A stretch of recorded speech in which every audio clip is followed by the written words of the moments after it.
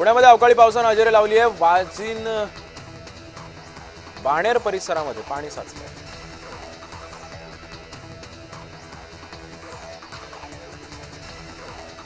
पिंपरी चिंचवडसह मावळ तालुक्यातील अवकाळी पावसानं हजेरी लावली आहे। पावसाच्या उकाड्यामुळे त्रस्त असलेल्या नागरिकांना या पावसामुळे दिलासा मिळाला आहे।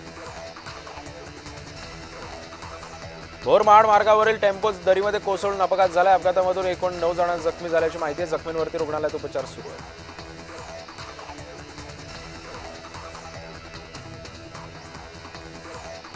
सोलापूर महानगरपालिकेच्या वार्षिक बजेट सादर होत असताना सभागृहामध्ये मोठा गोंधळ झालाय। शिवसेनेचे गटनेते अमोल शिंदे आणि काँग्रेसचे चेतन नरोटे हे आक्रमक झाले। अंदाजपत्र शिवसेनेचे अमोल शिंदे भाषण करत असताना भाजपचे नगरसेवक प्रशांत पल्लीये बोलल्यानं हा वाद निर्माण झाला होता।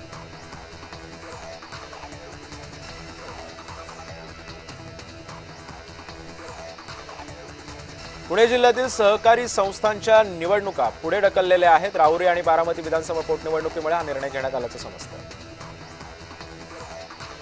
अशोक खरातच्या कार्यालयाचा डिजिटल पंचनामा करण्यात आला। खरातच्या कार्यालयातून एसआयटीनं महत्त्वाचे पुरावे सुद्धा जप्त केलेत। खरातच्या विरोधामध्ये आतापर्यंत 8 लैंगिक शोषणाचे तर 2 आर्थिक फसवणुकीचे गुन्हे सुद्धा दाखल झाले। छत्रपती संभाजीनगरमध्ये अवकाळी पावसानं हजेरी लावली। अचानकपणे आलेल्या पावसामुळे नागरिकांची चांगलीच तारांबळ उडाली आहे। काढणीला आलेला गहू आणि मका या पिकाचं मोठं नुकसान झालं। अकोला महानगरपालिकेच्या सभेमध्ये राडा झालाय। सभेमध्ये 50 खोके एकदम ओकेचा नारा देण्यात आला। त्यामुळे 3 महिन्यांसाठी नगरसेवकांना निलंबित करण्यात आले। पिंपरी चिंचवडमध्ये ट्रकचा अपघात झालेला आहे आणि रस्त्याच्याच बाजूला खड्डे खोदले जात आहेत। त्यामुळे यापूर्वी देखील अनेक अपघात होत आहेत। यामध्ये ठेकेदार कोणत्याही प्रकारे सुरक्षेची काळजी न घेता काम सुरू करत असल्याचं नागरिकांनी म्हटलं। सुदैवाने यामध्ये कोणतीच जीवितहानी झालेली नाही। वरळी बीडीडी चाळ पुनर्विकासानंतर आता नागा बीडीडी चाळीचा पुनर्विकास झालेला आहे। मुख्यमंत्री फडणवीसांच्या हस्ते चावी वाटप करण्यात आले। या प्रकल्पाला हिरवा झेंडा सुद्धा दाखवण्यात आला। 160 स्क्वेअर फीटच्या खोलीमध्ये राहणाऱ्या नागरिकांना आता 500 स्क्वेअर फुटांची घरं मिळालेली आहेत। सोने आणि चांदीची दरवाढ सुरूच आहे। सोन्याचे भाव प्रतितोळा 1,46,000 रुपयांवरती गेलेले तर चांदी प्रति किलो 2,28,000 रुपयांवरती गेलेली आहे। नवी मुंबई महानगरपालिकेचा 2026-27 अर्थसंकल्प सादर झालेला आहे। स्थायी समिती सभापती अशोक पाटील यांनी अर्थसंकल्प सादर केला असून अर्थसंकल्पात यंदाही कर वाढ नाही। मुंबई अहमदाबाद महामार्गावरील तलासरी येथील उड्डाणपुलावरती भीषण अपघात झाला। टेम्पो आणि कंटेनरच्या अपघातामध्ये 20 ते 22 वऱ्हाडी गंभीर जखमी झाले। जखमींवरती तलासरी रुग्णालयामध्ये उपचार सुरू आहेत।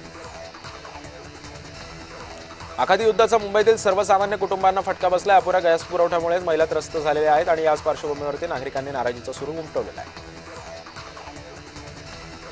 पुण्यामध्ये नरे पोलीस स्टेशनच्या समोरच मद्यपीनं राडा घातलाय। मद्यपीला आवरताना पोलिसांची चांगलीच दमछाक झाल्याचं पाहायला मिळालं आणि हा व्हिडिओ सुद्धा सोशल मीडियावरती तुफान व्हायरल होतोय।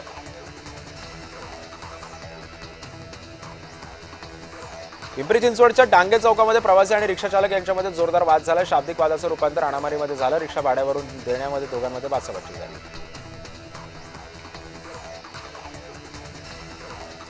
ठाण्यातील कॅडबरी जंक्शन येथील लेक शोर मॉलमधील हॉटेलच्या चिमणीला आग लागल्याची घटना घडली। अग्निशमन दल तसंच आपत्ती व्यवस्थापन कक्षाचे कर्मचारी यांच्या मदतीने आग विझवण्यात आली आहे। दुर्घटनेमध्ये सुदैवाने कोणती जीवितहानी झाली नसल्याची सुद्धा माहिती आहे।